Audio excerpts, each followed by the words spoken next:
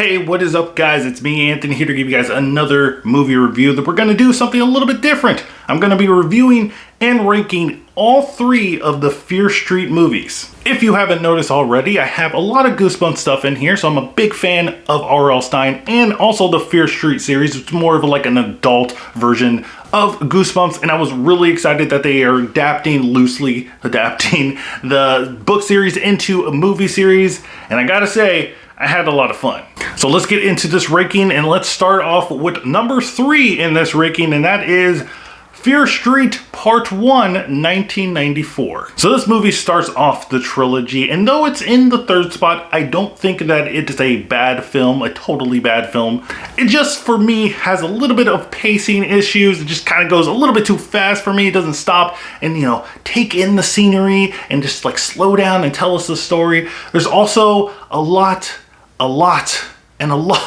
of music played in here, you know, copyright music that I can't play in this video. And, you know, I grew up in the 90s, you know, I was born in 89, and, you know, I grew up remembering some stuff in the 90s, and I liked the music, but, you know, they play it a lot and randomly in some scenes, and you're just like, okay, you know, why are you playing that song? And we're also introduced to our two leads, Dina and Samantha. You know, they have a relationship in this film, and you know, I don't want to be mean, but I don't feel their chemistry.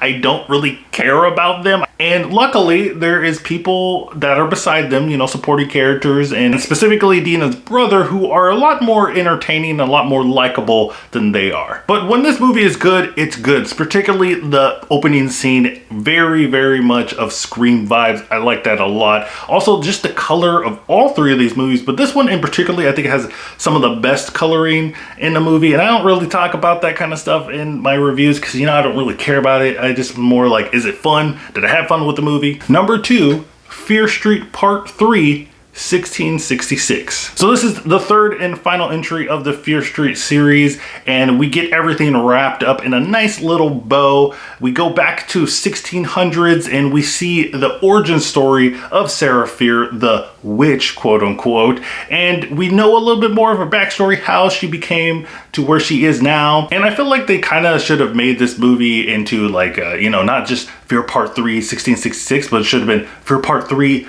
1666 plus 1994 Part 2, because they literally do that in this movie. I enjoyed it, and I like seeing the backstory of Sarah Fear.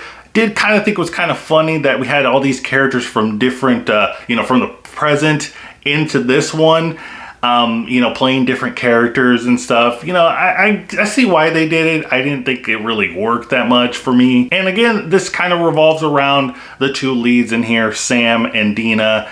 And like I said about the first film, I don't really care about them. So for the most part that we're in 1666, I was just kind of like, you know, twiddling my thumbs a little bit, like saying like, okay, is this going to get any interesting? But I will say that the reveal, the big reveal that they have in this film is well worth the wait, well worth watching all three of these films. This movie also ties up the trilogy really nicely. The ending, the last like 20 to 30 minutes of the film are like top tier for me. I really enjoyed it. If I had to just cut that part out by itself and put it in this ranking, it would definitely be like number 1. So like 1666 or 1994 Part 2 would be number 1. But at the real number 1 is Fear Street Part 2, 1978.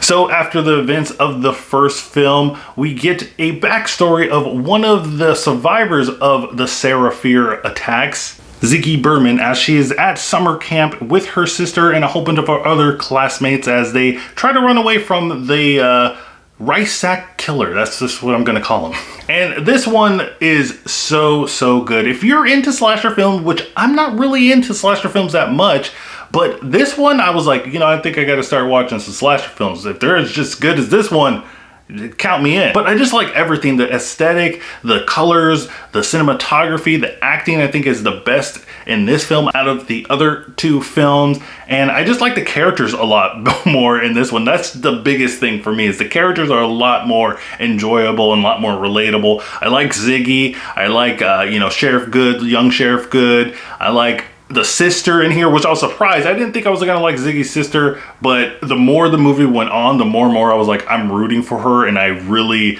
enjoyed her character. And I feel like this one is probably the most like darker of it, or more like gruesome, I would say, of the films, because there's some kills in here that involve little kids, little children. You don't usually see that in film. They don't show it, they don't show that, but they do show when the adults get killed, and it's pretty gruesome, and it just makes you only imagine of how the kids are getting, murdered, and that's a scary thought. And I just liked everything with this film. It's just so good. The 70s aesthetic, the 70s music. The music isn't as overplayed. It kind of feels well placed in all the scenes that they do introduce the music in this film. And just everything, the camp setting.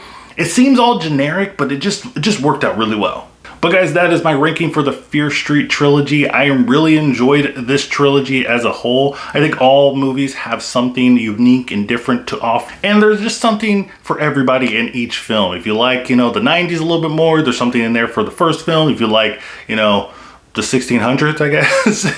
There's something in there for you. It's a mixture of all the movies in the last one. And then 78, I think, is, well-versed and everybody will really enjoy. But just like I said, the series in a whole is really fun. But guys, let me know what your ranking is in the comments down below. Did you like this series? Do you want more? I definitely do. Also, guys, don't forget to check out my Twitter so you can stay up to date with my channel. And remember, guys, keep watching movies.